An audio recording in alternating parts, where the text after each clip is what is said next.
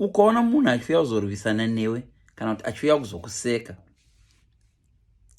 ndo level rake iroro, muri pasame level. Handisati ndambonzwa kuchinzi gondo rakauya rikaseka huku kuti hadzigoni kubhururuka, but dzimwe huku ndo dzinoseka dzimwe huku. Ikati bhururu, unoziva huku inobhururuka about 50 meters, kwete 50 meters, about 10 meters at the most, kana pakateruka so isina kubhururuka, inosekwa.